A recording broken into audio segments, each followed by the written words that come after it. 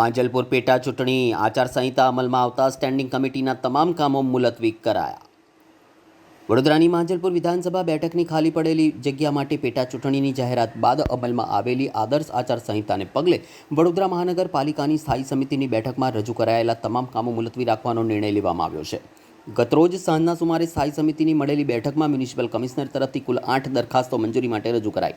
જો કે માંજલપુર વિધાનસભા બેઠક માટે પેટા ચૂંટણીની તારીખ 30 જુલાઈ જાહેર થતાં જ આદર્શ આચારસંહિતા અમલમાં આવી ગઈ છે.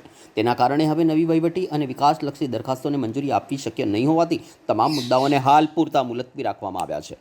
ઉલ્લેખનીય છે કે માંજલપુર વિધાનસભાના ધારાસભ્ય યોગેશ પટેલના અવસાન બાદ બેઠક ખાલી પડી હતી, જેના અનુસંધાને ચૂંટણી પંચે પેટા ચૂંટણીની જાહેરાત કરી છે. આચારસંહિતા અમલમાં રહે ત્યાં સુધી ચૂંટણીને પ્રભાવિત કરી શકે તેવા નવા નિર્ણયો અથવા મંજૂરીઓ પર પ્રતિબંધ રહેશે. આથી સ્થાયી સમિતિ સમક્ષ રજૂ થયેલી તમામ 8 દરખાસ્તો પર આગામી સમય સુધી કોઈ નિર્ણય લેવામાં આવ્યો નથી. આચારસંહિતા પૂર્ણ થયા બાદ નિયમો મુજબ ફરીથી આ મુદ્દાઓ પર વિચારણા કરવામાં આવશે.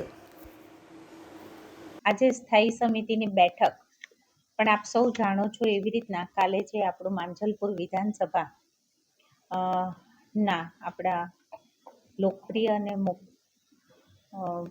વરિષ્ઠ નેતા યોગેશ કાકાના મૃત્યુ બાદની જે ખાલી પડેલી સીટ હતી એના ઉપરની જાહેરાત આવી ગઈ છે.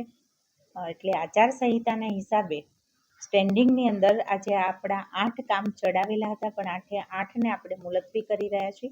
આચારસંહિતાના હિસાબે કોઈ પણ વડોદરા શહેરનું કામ અથવા માંજલપુર વિધાનસભાનું કામ આપણે એને હાથ ઉપર લઈ શકતા નથી હોતા, એટલે આજે આપણે દરેક દરખાસ્તને મુલતવી કરેલી છે.